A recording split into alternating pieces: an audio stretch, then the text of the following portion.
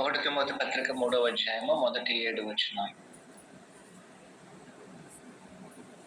మొదటి తిమోతి పత్రిక 3వ అధ్యాయము మొదటి 7 వచనాలు. ఎవడైనా అధ్యక్ష పదవిని ఆశించినలా అటివాడు దొడ్డ పనిని అపేక్షించున్నాడు అన్నమాట నమ్మదగినది. అధ్యక్షుడు వాడు నిందారహితుడును, ఏకపత్ని పురుషుడును, మితానుభావుడును, స్వస్థ బుద్ధి గలవాడును, మర్యాదస్తుడును, అతిథి ప్రియుడును, బోధింపదగిన వాడై ఉండి మధ్య పానీయమును కొట్టువాడు కాక సాత్వికుడును, జగడమాడువాడును, ధనాపేక్ష లేనివాడే సంపూర్ణ మాన్యత కలిగి తన పిల్లలను స్వాధీనపరచుకొనుచు తన ఇంటి వారిని బాగా ఏలువాడై ఉండవలేను. ఎవడైనా తన ఇంటి వారిని ఏలనేరపోయిన ఎడల అతడు దేవుని సంఘమును ఎలాగూ పాలించును. అతడు గర్వాంధుడే అపాధి కలిగిన శిక్ష విధికి లోపడుతుండనట్లుగా కొత్తగా చేరిన వాడై ఉండకూడదు. మరియు అతడు నింద పాలై అపవాది ఊరిలో పడుకున్నట్లు సంఘమునకు వెలుపటి వారి చేత మంచి సాక్ష్యమును పొందిన వాడై ఉండవలేను.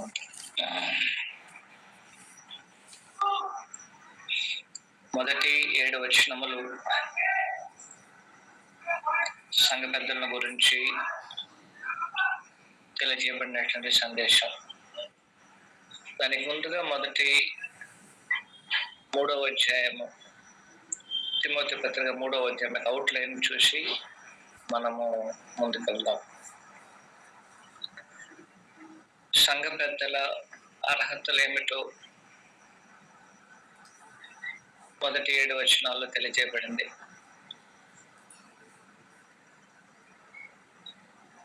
8వ వచనం నుంచి 10వ వచనం వరకు పరిచారకుల అర్హతలు తెలియజేయబడింది. 11వ వచనము సంఘ పెద్దలు వారి భార్యలకు ఉండాల్సిన అర్హతలు తెలియజేయబడింది. 12, 13 వచనాలలో పరిచారకుల భార్యలకు ఉండాల్సిన అర్హతలు తెలియజేయబడింది.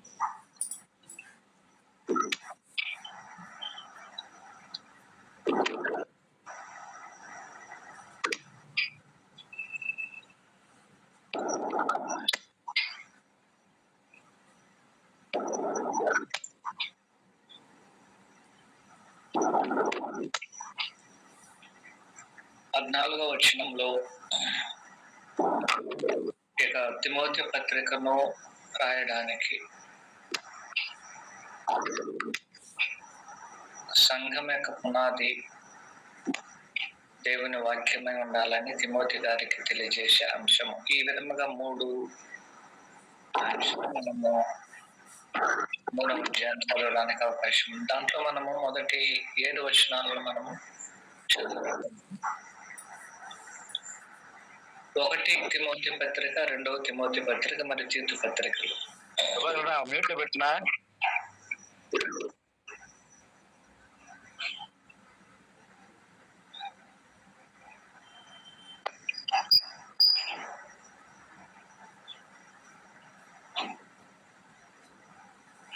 కాబట్టి మొదటి 2 తిమోతి పత్రికలు, తీతు పత్రిక సంఘం యొక్క కార్యనిర్వాహ గవర్నమెంట్ గురించి తెలియజేస్తుంది. సంఘం అనేది ఎలాగో నడిపించబడాలి, ఎవరు నడిపించబడాలి, ఎందుకు నడిపించబడవలేనో తెలియజేసేటువంటి సందేశములు ఏక పత్రికల్లో తేటగా తెలియజేయడం జరుగుతుంది.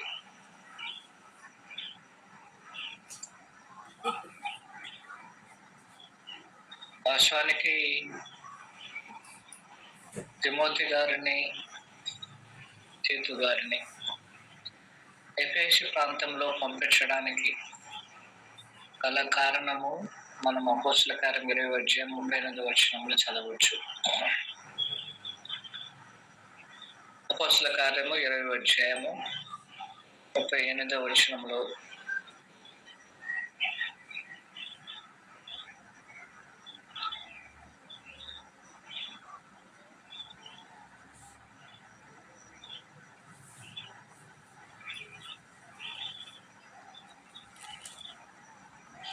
పౌలు మెడ మీద పడి 37వ వచనం అప్పుడు వారందరూ చాలా ఏడ్చిరి. మీరు ఇక మీదట నా ముఖమును చూడరని అతడు చెప్పిన మాటకు విశేషముగా దుఃఖించుచు. ఎప్పుడైతే పౌలు గారు ఎఫెసు సంఘ పెద్దలతో ఇక మీదట మీరు నా యొక్క ముఖమును చూడరని పౌలు గారు చెప్పారు, అది వారికి చాలా దుఃఖమును కలుగు చేసింది. వాస్తవానికి సంఘము కొత్తగా ఏర్పాటు చేయబడినటువంటిది ఎఫెసులో. ఇప్పుడు పౌలు గారు మీరు నా ముఖమును చూడరని ఎప్పుడైతే చెప్పారో వెంటనే వారికి ఏదో ఒక రకంగా వారు బలహీనపడ్డారని మనం యొక్క వచనం మనకు తెలియజేస్తుంది. అలాగూ బలహీనపడినటువంటి వారిని బలపరచడానికి తిమోతి గారు, తీతు గారిని ఆ స్థానిక సంఘములకు పౌలు గారు నియమించడం జరిగింది, పంపించడం జరిగింది. ఇప్పుడు వారి యొక్క ఆధ్వర్యంలో ఆ సంఘ నిర్వహణ కార్యక్రమాలు ఎవరి ద్వారా నడిపించబడాలి, అలాగూ నడిపించేటువంటి వారికి ఉండాల్సిన అర్హతలు ఏమిటో, వారి పరిచారకు ఉండాల్సిన అర్హతలు ఏమిటో స్పష్టంగా తెలియజేయబడుతుంది. మనము మొదటి 2 అధ్యాయాలలో 1 తిమోతి 1-2 అధ్యాయాలు మనం ఏం చూసామంటే సంఘ కార్యక్రమాలలో నడిపించడానికి స్త్రీలకు అనుమతిని పౌలు గారు తీసేయడం జరిగింది. అది పరిశుద్ధాత్మలో రాయబడినటువంటిది. ఇది నా మాటలు కాదు, అది ఆనాడు ఎఫెసు సంఘమునకు పౌలు గారు తెలియజేసిన మాటలు. దాన్నే మనం ఇప్పుడు చదువుకుంటున్నాం. అయితే స్త్రీలకి సంఘ కార్యక్రమాల్లో అవకాశం లేకపోతే అది పురుషులకు అనుగ్రహించబడారు. ఇప్పుడు పురుషులు సంఘ కార్యక్రమాలను నిర్వహించారు. కానీ ఒక విశేషత ఏమిటంటే అందరు పురుషులకి సంఘ నిర్వహణ కార్యక్రమాలు అనుమతించబడలేదనే సత్యాన్ని మనం గుర్తించాలి. ఆ పురుషుల్లో నుంచి ఇప్పుడు కొంతమందిని ప్రత్యేకించుకోవడం జరుగుతుంది. వారిలో సంఘ పెద్దలు ఉన్నారు, పరిచారకులు ఉన్నారు, ఉపదేశకులు ఉన్నారు, సువార్థకులు ఉన్నారు, సేవకులు ఉన్నారు.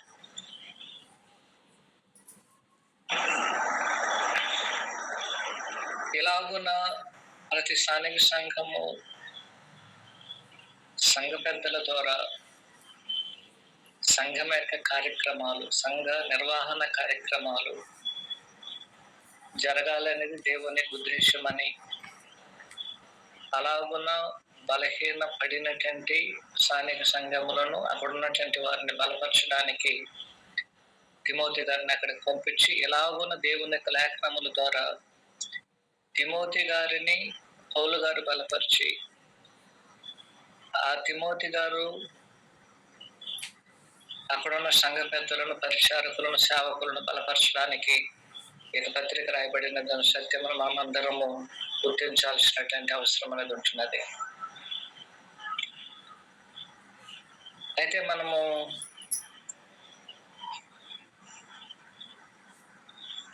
సంఘం యొక్క నిర్వహణను, సంఘం యొక్క గవర్నమెంట్ని అందరూ నిర్వహించడానికి అర్హులు కాదు. ఈ సత్యాన్ని మనం అందరం గుర్తించాలి. అయితే ఈ అర్హతను అందరూ పొందడానికి అవకాశం ఉంది. అయితే ఒక విశేషత ఏమిటంటే అందరికీ అవకాశం ఉంది, అందరూ అర్హతను పొందడానికి, సాధించడానికి వారికి అవకాశాలు ఉన్నా సరే అది వారికి అనుగ్రహించబడలేదు. ఎవరైతే ఈ అర్హతలను కలిగి ఉంటారో వారికి సంఘం యొక్క బాధ్యతలు, సంఘ కార్యనిర్వహణ అనేది వారికి చేతుల్లో పెట్టడం జరుగుతుంది. అలాగైనట్లయితే నేనైనాను సరే, మీరైనాను సరే, మొదటి శతాబ్దపు క్రైస్తవులైనా సరే 2000 సంవత్సరాలు అయిపోయింది కాబట్టి సంఘ పెద్దల అర్హతలను కొద్దిగా మార్చుకుందామనే ఒక ఆలోచన మనకు ఉండకూడదు. ఎందుకంటే సంఘ పెద్దలను పరిశుద్ధాత్ముడే నియమించున్నాడని అపోస్తుల కార్యం 28వ వచనం మనకు తేటగా తెలియజేయబడుతుంది. దేవుడు తన స్వరక్తం ఇచ్చి సంపాదించిన తన సంఘమును కాయుటకు పరిశుద్ధాత్మ మిమ్మల్ని దేని యందు అధ్యక్షులుగా ఉంచును. ఆ యావత్ మందను గురించి మిమ్మల్ని గురించి జాగ్రత్త పడుడి. ఇప్పుడు పరిశుద్ధాత్మని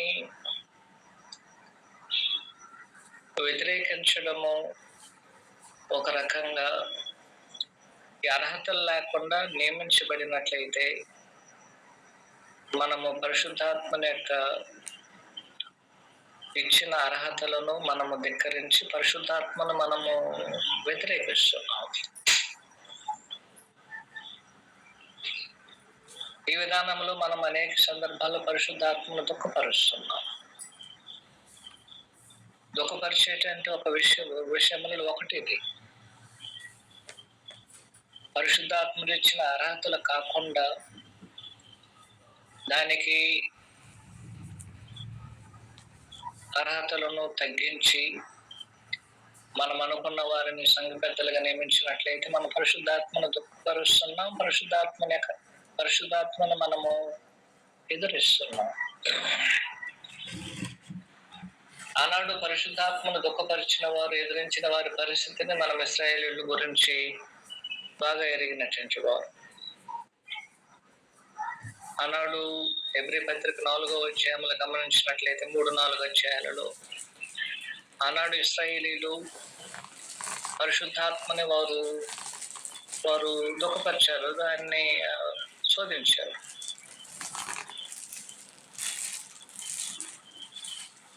పరిశుద్ధాత్మనికి వ్యతిరేకంగా వారు కార్యక్రమాలు నిర్మించారు. అందువలన దేవుడు ఏం చేశాడంటే, మీరు ఎన్నడూ కూడా కనానులోనే ప్రవేశించలేరని ఖచ్చితంగా దేవుడు ఆనాడు వారికి తెలియజేయడం జరిగింది. అందువలన ఈనాడు సంఘ పెద్దలను మనము ప్రతి స్థానిక సంఘములో మనం నియమించవచ్చును. ప్రతి స్థానిక సంఘమునకు ఒకటి కన్నా ఎక్కువగా సంఘ పెద్దలు ఉండాలి. ప్రతి స్థానిక సంఘము అలాగూ నియమించుకోవడానికి అవకాశం ఉన్నది. అందరూ నియమించుకోవచ్చును. అయితే ఈ స్థానిక సంఘంలో ఉన్నటువంటి వారు ఆ స్థానిక సంఘం యొక్క గవర్నమెంట్ ని కార్యనిర్వహణ చేయడానికి వారు అర్హులే, కానీ వేరే స్థానిక సంఘం మీద అధికారం చేయడానికి వారికి అధికారం లేదన్న సత్యంను కూడా మనము మనసులో ఉంచుకోవాలి. సంఘములో పెద్దలు నియమించడానికి మనకు అవకాశం ఉంది కాబట్టి ఎవరినైనా వారిని మనము నియమించినట్లయితే ఆ విషయంలో మనము ఆకాంలాగా పట్టబడతామనే విషయం మనం గుర్తించాల్సినటువంటి అవసరం అనేది ఉంటున్నది. అందువలన మనము ప్రతి స్థానిక సంఘములో సంఘ పెద్దల అవసరమని ప్రతి స్థానిక సంఘంలో ఉన్న సభ్యులను, సేవకులను మనమందరము ఉత్సాహపరచాలి. కానీ ఆ అర్హతలు పొందడానికి వారిని మనం ఉత్సాహపరచాలి. సంఘ పెద్దలు అవ్వాలని చెప్తే సరిపో. ఆ సంఘ పెద్దలకి ఉన్న ఉన్నతమైనటువంటి ఒక కార్యనిర్వహణ ఏమిటి వారికి తెలియజేయాలి. మరియు అలాంటి ఒక బాధ్యతలను దేవుడు ఆనాడు ఏనాడైనా సరే సంఘమునకు ఎవరికి అప్పగించారో వారికి తెలియజేయాలి. ఆ సంఘ పెద్దలు ఒక స్థానిక సంఘము ఎలాగూ కార్యనిర్వహణ చేయవలేను కావలసినటువంటి ఒక పరిజ్ఞానము వారికి ఉండాలని బోధించాలి. ఎలాగూ చేయవలేనంటే వారికి ఉండాల్సిన అర్హతలు ఏమిటో ఒక్కొక్కటిగా వారికి మనము బోధించాల్సిన అవసరం అనేది ఉంటున్నది. ఈ అర్హతలు కలిగి ఉండడానికి ప్రతి ఒక్కరూ ప్రయాసపడాలి. ప్రతి ఒక్కరూ దీని గురించి మనము ఆలోచన చేయాలి. ప్రతి ఒక్కరూ మనము ఎంత విశేషమైన ఒక ఆఫీస్, ఒక ఉద్యోగం అనేది ప్రభు యొక్క సంఘములో ఉన్నదో మనం గుర్తెరగాలి. ఈ విషయంలోనూ మనం మాత్రం కాకుండా మన చిన్నపిల్లల నుంచి మనం వారికి బోధించాలి. ఇలాంటి చిన్నపిల్లలు అనేటువంటి వారు పెద్దవారేటప్పుడు ఇలాంటి ఒక ఉన్నతమైనటువంటి ఆలోచనలతో వారిని మనం పెంచినట్లయితే వారు ఖచ్చితంగా సంఘ పెద్దలు అవ్వడానికి అవకాశం ఉంటుంది. ఒకసారి మనము ఎఫెసీ సంఘాల గురించి కొద్దిగా ఆలోచన చేసి ముందుకెళ్దాం. ఎఫెసీ సంఘమును మనము ఆలోచన చేసినట్లయితే అపోస్తలుల కార్యం 19వ అధ్యాయంలో మనము ఎఫెసీ సంఘం అనేది ఎలాగూ ప్రారంభించబడిందో మనం చూడడానికి అవకాశం ఉంది. ఇది సుమారు 53వ సంవత్సరము ఉండడానికి అవకాశం అనేది ఉంటున్నది. సుమారు అపోస్తలుల కార్యం 19వ అధ్యాయం.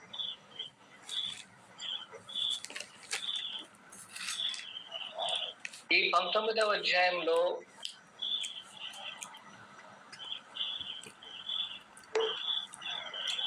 సుమారు 54, 53, 54 ప్రాంతం అది.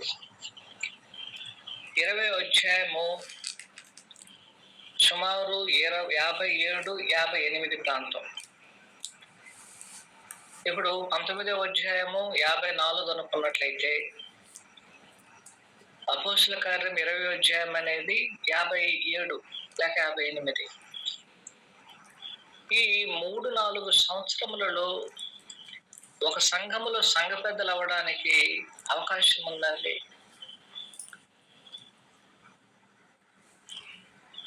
అది అంత సులభమని మనము ఆలోచన చేయగలమా దాన్ని? అయితే ఒక విశేషమైన కార్యమును మనము మర్చిపోతున్నాం. ఈ ఎఫెసీ సంఘము మొట్టమొదటగా 12 మంది పురుషులతో ప్రారంభించబడినదని మనమందరము 19వ అధ్యాయం అపోస్తలుల కార్యం 7వ అధ్యాయంలో చూడడానికి అవకాశం ఉంది. ఈ 12 మంది ఎవరో ఒకసారి ఆలోచించే వీరెవరో మనం ఆలోచన చేసినట్లయితే 4వ వచనము ఎలాగున తెలియజేస్తుంది. లేకపోతే 3వ వచనం నుంచి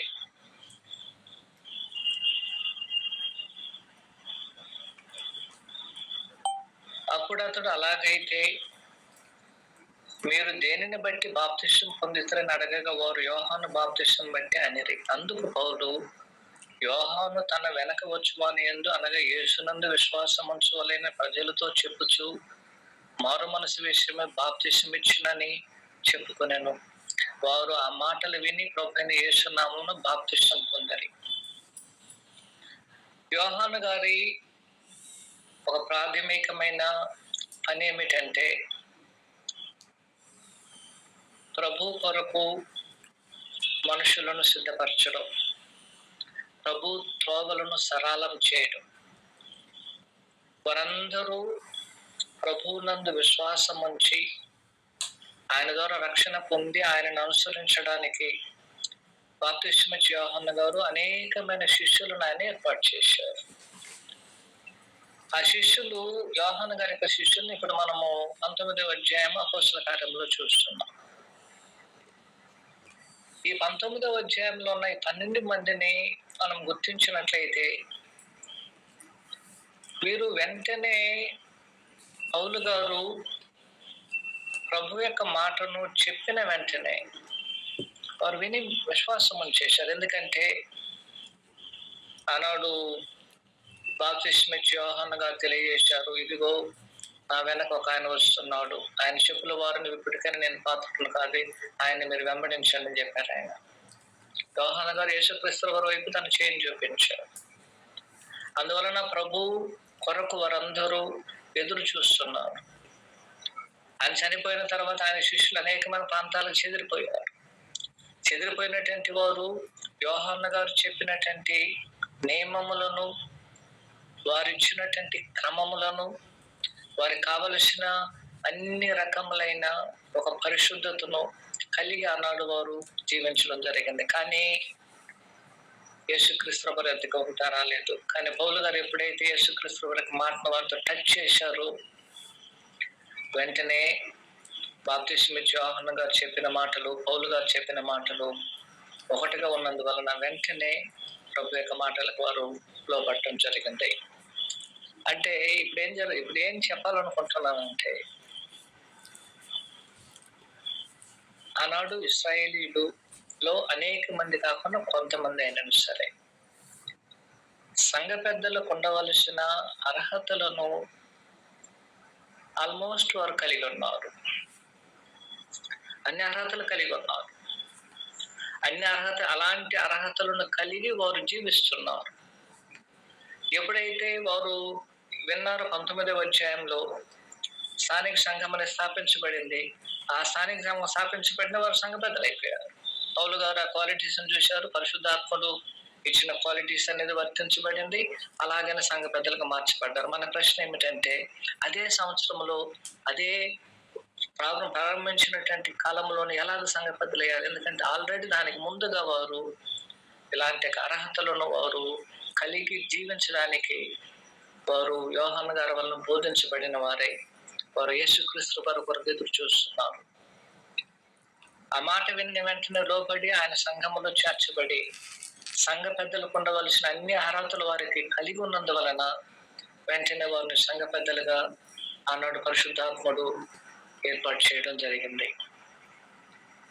అంటే దాని అర్థం ఏమిటంటే, సంఘ పెద్దలు అవ్వాలనే కోరికను మనము సంఘములోనికి వచ్చిన తర్వాత వారికి మనం ఖచ్చితంగా తెలియజేయాలి. ఇంకా సంఘములోనికి రానటువంటి వారికి కూడా మనము ఎవరైతే మన పిల్లలై ఉన్నారో వారందరికీ ఆ విధంగా బోధించడం ద్వారా ఇలాంటి అర్హతలను వారు కలిగి ఉండడానికి అవకాశం అనేది ఉంటున్నది. అలాగున్న మనము సంఘములోను మన కుటుంబంలోను ఇలాంటి ఒక అపేక్షను, ఇలాంటి ఒక కోరికలను, ఇలాంటి ఒక ఆలోచనలను వారి యొక్క మనసులో, హృదయంలో మనము ఏర్పాటు చేయగలిగినప్పుడు ఇలాంటి ప్రభు యొక్క ఆలోచనలు అనేది వారిని ప్రభు మార్గంలో నడిపించి తమ్మును తాము లోకం నుంచి ప్రత్యేకించుకొని ప్రభు కొరకు జీవించడానికి, ప్రభు కార్యక్రమాలను వారు నిర్వహించడానికి తమను అర్హులుగా చేసుకోవడానికి అవకాశం ఉంది.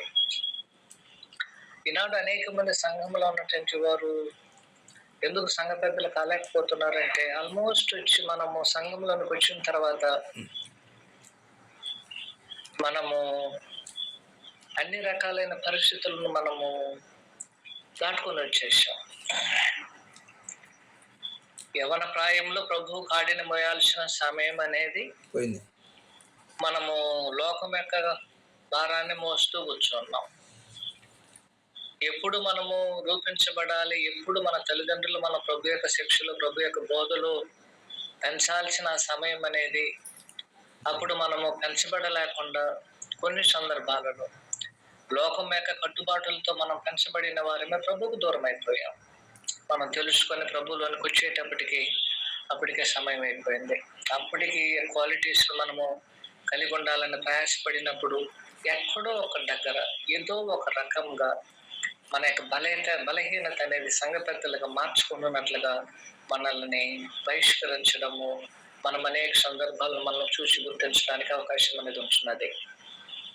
అందువలన సంఘ పెద్దలు అనేటువంటి వారు అవ్వాలని ప్రతి స్థానిక సంఘము ఆలోచించాలి. ఎవరో సంఘ పెద్దలు అవ్వాలని ఆలోచన చేసేదానికి బదులు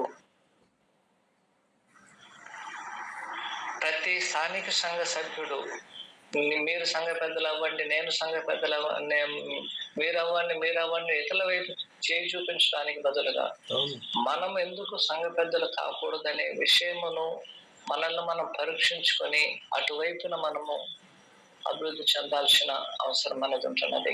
కాబట్టి ఈ యొక్క పనిని మనము అపేక్షించడము ఎలాంటి మంచి పని 1వ వచనం మనకు తెలియజేస్తుంది. ఎవడైనా అధ్యక్ష పదం ఆశించినట్టు వాడు దొడ్డ పనిని అపేక్షించున్నాడు అన్న మాట నమ్మదగినటువంటిది. ఎంతో గొప్ప పని అది.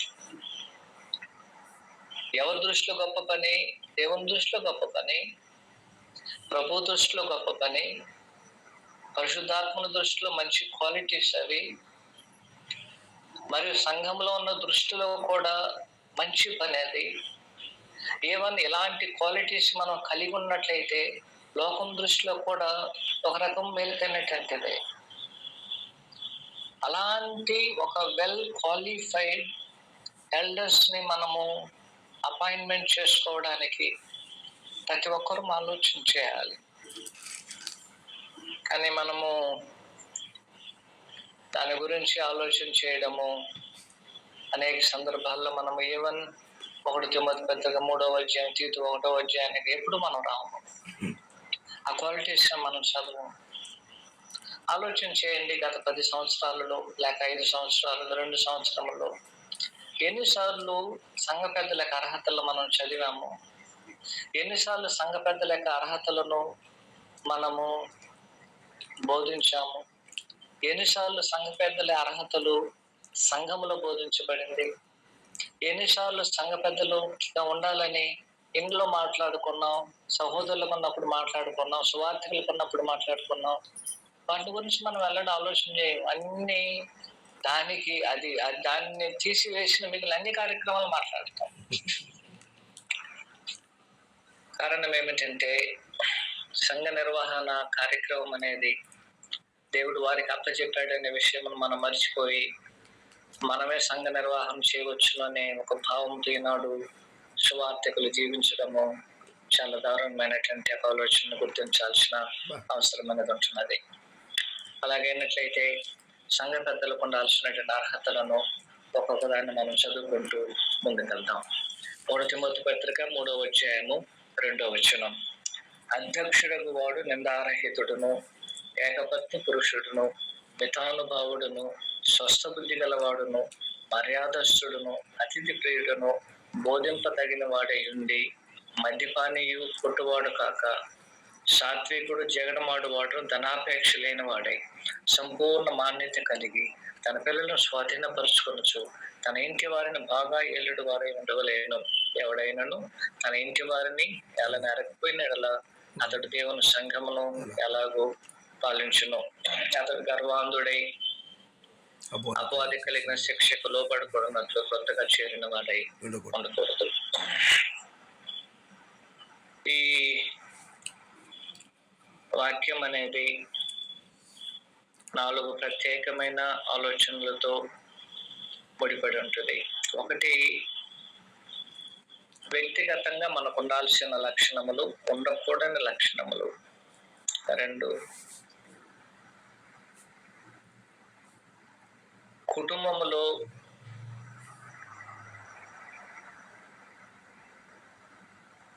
కుటుంబమును ఏలడానికి తనకు కావలసినటువంటి లక్షణాలు. 3, సంఘమును ఏలడానికి అవసరమైన లక్షణములు. 4, సంఘము వెలుపల కూడా మంచి పేరును కలిగి ఉండడం. దాని అర్థం ఏమిటంటే 1, వ్యక్తిగతముగా, 2, కుటుంబములో, 3, సంఘములో, 4, సంఘము వెలుపల అంటే లోకంలో. ఈ 4 దగ్గర మనుషుడు క్వాలిఫై అవ్వాలి. ఈ 15 అర్హతలు అనేది 4 పార్ట్స్ గా విభజించబడుతుంది. మొదటగా నాకు వ్యక్తిగతము, నాలో ఏది ఉండాలి, ఏది ఉండకూడదు. 2వది కుటుంబానికి తీసుకొస్తాడు ఆయన. కుటుంబంలో ఎలా ఉండాలి, ఎలా ఉండకూడదు. అంటే కుటుంబం వలన కూడా మంచి సాక్ష్యం పొందిన వాడుగా ఉండాలి. 3, సంఘములో కూడా అతడు మంచి పేరును పొందినటువంటి వాడుగా ఉండాలి, మంచి లక్షణాలు కలిగి ఉండాలి. 4, అతడు సంఘపు వెలుపల కూడా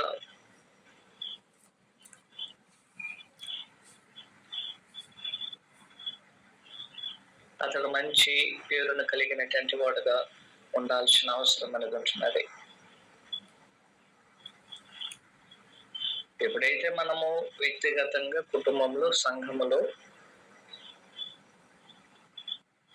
మనము ఇలాంటి అర్హతలు కలిగి జీవిస్తామో ఆటోమేటిక్ గా సంఘంలో వెలుపల కూడా మనము ఇతరులు మనం కూడా అలాగనే గుర్తించడానికి అవకాశం అనేది ఉంటున్నది. అందువలన ఈ 4 కోణములలో మనము ఈ అర్హతలను సంపాదించుకుంటే సంఘ పెద్దలు అవడానికి మార్గములు అనేది ఎప్పుడు తెరవబడి ఉన్నది. కానీ ఈనాడు సంఘ పెద్దలు అవడానికి ఎక్కువ అవకాశములు అనేది దేవుని సేవకులకు ఉన్నది, దేవుని వాక్యమును బోధించే వారికి ఉంది. అలాగనే సంఘములో లేని వారికన్నా అర్థం కాదు. సంఘములో సేవకులుగా లేనటువంటి వారికి కూడా అవకాశములు పుష్కలంగా ఉన్నాయి. కానీ ఇవన్నీ ఎక్కువగా తెలుసుకోవడానికి, ఇలాగ ఉండాలనే కోరికను కలిగడానికి, ఇలాంటిది ఎంతో బాధ్యతయుక్తమైనటువంటి పని అని గుర్తించి తాను ఈ అర్హతలను పొందగలిగి జీవించడానికి ఎక్కువ అవకాశం అనేది సేవకులకు ఉన్నది. కాబట్టి ప్రతి ఒక్కరూ దాని కొరకు ప్రయాసపడాలి. ప్రతి ఒక్కరూ దాని గురించి ఆలోచన చేయాలి. ప్రతి ఒక్కరూ తనంతట తాను ఆలోచన చేస్తే సంఘ పెద్దలు కాలేరు అని చెప్పేటువంటిదే ఈ ఆలోచన. ఇక్కడ అయ్యా నేను సంఘ పెద్దను అవ్వాలి అని నేను ఆలోచిస్తే సరిపోదు. నేను సంఘ పెద్దల్లో ఒకరుగా లేక సంఘ పెద్దలు మనం అవ్వాలనుకున్నట్లయితే నా కుటుంబము కూడా నా గురించి ఆలోచన చేయాలి. కుటుంబం మాత్రం కాదు, సంఘం కూడా నా గురించి ఆలోచన చేయాలి. సంఘం మాత్రం కాదు, లోకంలో కూడా నేను ఒక మంచి పేరును కలిగి ఉండాల్సిన అవసరం అనేది ఉంటున్నది. ఇలాంటి ఉన్నతమైన ఆలోచనలతో ఏ స్థానిక సంఘం అయితే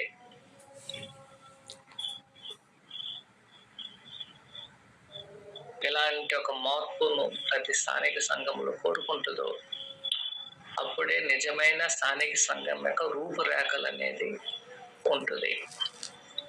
ఈనాడు అనేకమైన స్థానిక సంఘాలకు రూపురేఖలు లేవు. రూపురేఖ అనేది ఎక్కడి నుంచి ప్రారంభించబడిందో గమనించాలి. 3వ అధ్యాయం తెలియజేస్తుంది. మొదట సంఘ పెద్దలు, అటు తర్వాత పరిచారకులు, అటు తర్వాత సువార్థికులు, ఉపదేశకులు, ప్లస్ అని చెప్తున్నారు చివరిగా విశ్వాసులు. ఆ క్రమం అనేది అలాగే వస్తుంది. అది వారందరికంటే ప్రభు అందరికంటే అధికారం గొప్ప. ఆయన యొక్క డైరెక్షన్ లో దేవుని యొక్క లేఖనముల ద్వారా సంఘ పెద్దలు సంఘం యొక్క నిర్వహణ కార్యక్రమాలను జరిగించడం జరుగుతుంది. ఈయన ఆనాడు సంఘ పెద్దలు అనేటువంటి వారు సంఘానికి ఏం అవసరం అని ఇప్పుడు సంఘాన్ని కూర్చోాల్సిన అవసరం లేదు. సంఘ పెద్దలు కూర్చొని ఆలోచన చేసి తీర్మానం చేసుకోవచ్చు. అలాంటి ఉన్నతమైన కార్యక్రమాలు ఏదైనా చేయడానికి వాళ్ళకి అవకాశం అనేది ఉంది. ఏ కార్యక్రమం జరిగించాలన్నా సరే సంఘ పెద్దలు కూర్చొని వారు ఒక నిర్ణయమును తీసుకొని సంఘములకు తెలియజేసి వారు ముందుకెళ్తే వాళ్ళు ఆపడానికి ఎవరికి లేదు. ఒక ప్రభు ఇచ్చిన అధికారం, ప్రభు అధికారం లోబడి వారు జరిగించగలిగితే వాళ్ళు ఎవరు ఆపలేరు. అలాంటి ఒక పరిస్థితిని, అలాంటి ఒక వ్యవస్థ అనేది ప్రభు యొక్క సంఘంలో నెలకొల్పడానికి ప్రభు అలాంటి అధికారమును సంఘం మీద సంఘ పెద్దలకు అనుగ్రహించారు. సువార్థికులు సంఘ పెద్దలకు లోబడాలి. సంఘంలో ఉన్న ప్రతి ఒక్కరూ సంఘ పెద్దలకు లోబడి జీవించాల్సినటువంటి అవసరం అనేది వారికి అధికారమును ధిక్కరించడానికి అవకాశమే లేదు. అందువలన సంఘ పెద్దలు అనేటువంటి వారు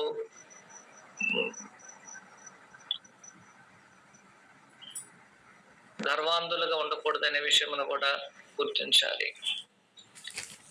మందకి మాదిరిగా ఉండాలి, కానీ మంద మీద మనము అధికారాన్ని చెలాయించడానికి కాదు. మందకి ఒక మాదిరిగా జీవించే ఒక శ్రేష్టమైన కార్యక్రమం అనేది సంఘ పెద్దలది. ఈ విషయాన్ని మనం ఆలోచన చేసి ఒక్కొక్క విషయాన్ని మనం చదువుకుంటూ ముందుకెళ్దాం. ఒక్కొక్క విషయాన్ని మనం చదువుతున్నట్లయితే మనకి ఈ అర్హత ఉందనిపిస్తుంది. అయ్యా నాకు ఈ అర్హత ఉంది, నేను అవడానికి అవకాశం ఉంది. కానీ ఇంకొక విషయాన్ని ఎక్కడైనా చదివినప్పుడు అక్కడ మనము కోల్పోతున్నాం. అలాగున్న మనల్ని మనము ప్రతి దినము ప్రతి సమయము పరీక్షించుకోవడం ద్వారా బలహీనతలను తీసివేసి బలపరుచుకునే ప్రభువులు జీవించడానికి అవకాశం అనేది ఉంటున్నది. అలాగైనట్లయితే సంఘ పెద్దలకు ఇవ్వబడినటువంటి మొదటి అది ఒక అర్హత ఏమిటో గమనించండి. 2వ అధ్యాయం 1వ వచనంలో నిందారహితుడును. కొత్త నిబంధనలో నిందారహితుడు అంటే కొన్ని సందర్భాలలో పరిపూర్ణుడని దానికి అర్థము. కానీ ఇక్కడ నిందారహితుడు అనే పదము పరిపూర్ణుడుగా ఉండాలని, పరిపూర్ణతను చెందినటువంటిది కాదు. మిగిలినటువంటి కొన్ని సందర్భాలలో నిందారహితుడు అన్నప్పుడు పరిపూర్ణుడిగా భావించబడుతుంది. అది ఇక్కడ అప్లికబుల్ కాదు. ఒకవేళ సంఘ పెద్దలు పరిపూర్ణంగా లేకపోవచ్చు, కానీ ఒకటి ఏమిటంటే వారు నిందారహితులుగా ఉండకూడదు. దాని అర్థము వారు ఏ విధమైన సమస్యల్లోనూ చిక్కుకొనకూడదు. ఇతరులు తనను నిందించినట్లుగా ఏ విధమైన ఒక చిన్న అవకాశమును కూడా ఇతరులకు కల్పించకూడదు. ఈ యొక్క సత్యాన్ని మనం అందరము గుర్తించాల్సిన అవసరం అనేది ఉంటున్నది. ఏ విషయములైనా సరే ఈ నిందారహితుడు అనేటువంటి ఈ యొక్క పదం అనేది మనము 3 స్టెప్స్ గా ఆలోచన చేయడానికి అవకాశం ఉన్నది. ఒకటి ఏమిటంటే మన యొక్క స్వభావంలో నిందారహితులుగా సంఘ పెద్దలు ఉండాలి. ఫిలిప్పీయులకు రాసిన పత్రిక 2వ అధ్యాయము 14వ వచనము ఇలాగ తెలియజేస్తుంది. ఫిలిప్పీ 2:14 మీరు మూర్ఖమైన వక్రజనం మధ్య నిరపరాధులు నిష్కలంకులను అనిందులైన దేవుని కుమారున్నట్లు సంశయములు సనుగులను మాని సమస్త కార్యములను చేయుడి. గమనించిన 14వ వచనములో మీరు మూర్ఖమైన వక్రజనం మధ్య నిరపరాధులను, ఏ విధమైన అపరాధము మన మీద ఇతరులు మోపకుండా మనల్ని మనము జాగ్రత్తగా ఈ లోకములో దేవుని యొక్క వాక్యము చేత ప్రభువునందు భద్రపరుచుకునవలసిన బాధ్యత ప్రతి క్రైస్తవునిదిగా ఉన్నది. ఇది సంఘ పెద్దలు చెప్పబడింది కాబట్టి నాకెందుకు అనే కాదు. ఇది క్రైస్తవుని బాధ్యత. నిందారహితంగా ఉండడం, నిందారహితంగా ఉండడము ప్రతి క్రైస్తవుని బాధ్యత. సంఘ పెద్దలకి అర్హత అది. అలాగే క్రైస్తవులకి అది బాధ్యత అని ఫిలిప్పీ పత్రిక చదువుతున్నాం.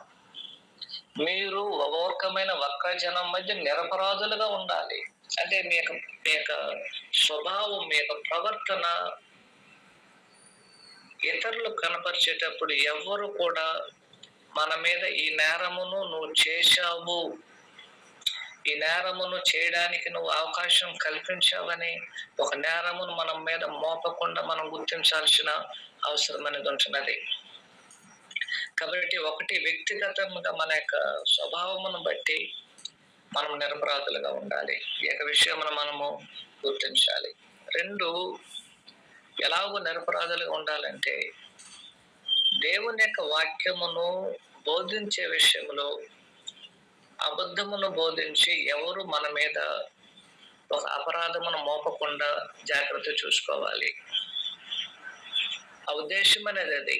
నువ్వు నిరపరాధిగా ఉండాలంటే సంఘ పెద్దలకున్న ఒక అర్హత ఏమిటంటే అతను బోధించే సమర్థుడే ఉండాలి. నీ యొక్క బోధన బట్టి ఎక్కడ కూడా నువ్వు అపరాధిగా నీ మీద తప్పిదం అనేది మోపబడకుండా జాగ్రత్తగా మన జీవితాన్ని చూసుకోవాలి. అందుకని దేవుని యొక్క లేఖనములను పరిశీలన చేసి అది ఎవరిని గురించి మాట్లాడుతుంది, ఎందుకు మాట్లాడుతుంది అని ఒక వచనమును పూర్తిగా అర్థం చేసుకొని మనం మాట్లాడగలిగినప్పుడు మనము ఎవరు కూడా మన మీద బ్లేమ్ చేయడానికి, నువ్వు ఈ యొక్క వాక్యాన్ని తప్పుగా బోధించావు కాబట్టి నువ్వు నిరపరాధివని మనల్ని నిందించకుండా చూసుకోవాలి. సంఘ పెద్దల పని అది. సంఘ పెద్దల అంటే అర్హతను కలిగి జీవించాలి. ఫిలిప్పీయులకు రాసిన పత్రిక 3వ అధ్యాయము 6వ వచనం ఎలాగో తెలియజేస్తుంది. గమనించండి.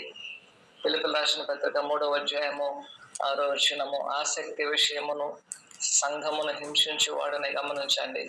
ధర్మశాస్త్రం వలన నీతి విషయమే అనింద్యుడినై ఉంటుని ఎలాంటి నింద ఆనాడు ధర్మశాస్త్రం బట్టి పౌలు గారి మీద మోపడానికి అవకాశమే లేదు. ధర్మశాస్త్ర విషయంలో అంటే దేవుని యొక్క వాక్య విషయంలో కూడా అనిందులుగా మనం ఉండాలి. ఎంత ఉన్నతమైన ఆలోచనలను ఆనాడు పౌలు గారు కలిగి జీవించాలి గమనించండి. ఆయన క్రీస్తులో లేదు, అయినా సరే క్రీస్తులో లేకపోయినా సరే ఏ చట్టానికైతే ఆయన లోబడ్డారు, ఆ చట్టాన్ని బోధించేటప్పుడు, ఆ చట్టాన్ని గైకొనేటప్పుడు, ఈ చట్ట ప్రకారం నువ్వు తప్పు చేశావు, నీ మీద నింద ఉంది, నువ్వు అబద్ధం చెప్పావు, అబద్ధమును బోధించావని నింద మోపకున్నట్లుగా ధర్మశాస్త్ర విషయంలో పౌలు గారు తను తాను ఎంతగా భద్రపరుచుకున్నారు గమనించండి. అలాగైనట్లయితే సంఘ పెద్దలో ఉన్నటువంటి వారు కూడా దేవుని యొక్క లేఖనములు బోధించే విషయంలో ఏ విధమైన నింద లేని వారుగా తమను తాము కనపరుచుకున్నవారు. మూడోది వచ్చి దేవుని యొక్క సన్నిధిలో మనం నిరపరాధులుగా ఉండాలి. లోకాసు వార్త 1వ అధ్యాయము 6వ వచనం ఇలాగున తెలియజేస్తుంది.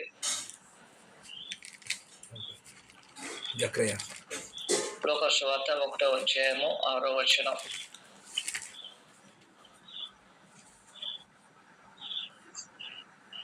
వీరిద్దరూ ప్రభు యొక్క సకలమైన ఆజ్ఞల చొప్పున న్యాయ విధుల చొప్పున గమనించాలి. నిరపరాధులుగా నడుచుకొనుచు దేవుని దృష్టికి నీతిమంతులై ఉండేది. ఇక్కడ ఒక విషయాన్ని అనేక సందర్భాల్లో మనం మర్చిపోతాం. మనము జకర్యా గారిని గురించి ఆలోచన చేస్తాం. జకర్యా గారు మాత్రమే కాదు, అక్కడ ఎలిజబెత్ గారు కూడా గమనించండి. 6వ వచనంలో వీరిద్దరు ఎవరిద్దరు, 5వ వచనంలో ఎవరైతే ఉన్నారో వారిద్దరు, ఒక ఆయన జకర్యా, రెండో ఆయన ఎలిజబెత్. వీరిద్దరూ దేవుని దృష్టికి నిరపరాధులుగా నడుచుకున్నారు. పురుషులకు మాత్రమే కాదు, స్త్రీలు కూడా దేవుని యొక్క దృష్టిలో నిరపరాధులుగా మనము లెక్కించబడాలి. అలాంటి అర్హతలను ఏ యొక్క పురుషుడైతే కలిగి ఉంటారో వారు సంఘ పెద్దలుగా అర్హత అవడానికి 1,00,000 ఒక అర్హతను పొందారని దానికి అర్థం. కాబట్టి స్త్రీలు కూడా అలాగ జీవించడానికి అవకాశం. అయితే మనం సంఘ పెద్దల గురించి మాట్లాడుతున్నాం కాబట్టి సంఘ పెద్దలు అనేటువంటి వారు తమ స్వభావమును బట్టి నిరపరాధులుగా, తమ యొక్క ప్రవర్తనను బట్టి నిరపరాధులుగా ఉండాలి. 2, దేవుని యొక్క వాక్య విషయంలో నిరపరాధులుగా ఉండాలి. 3, దేవుని యొక్క దృష్టిలో నిరపరాధులుగా వారు జీవించాలని ఈ యొక్క వచనం మనకు తేటగా తెలియజేయడం జరుగుతుంది. ప్రభు చిత్తమైనట్లయితే మిగిలినటువంటి సందేశమును మరోసారి మనము ఆలోచన చేద్దాం. వక్తైనటువంటి మీ అందరికీ ప్రభువైన యేసుక్రీస్తు నామములో వందనాలు తెలియజేసుకుంటూ ఈ కార్యక్రమం ముగిస్తున్నాను. అందరికి వందనాలు.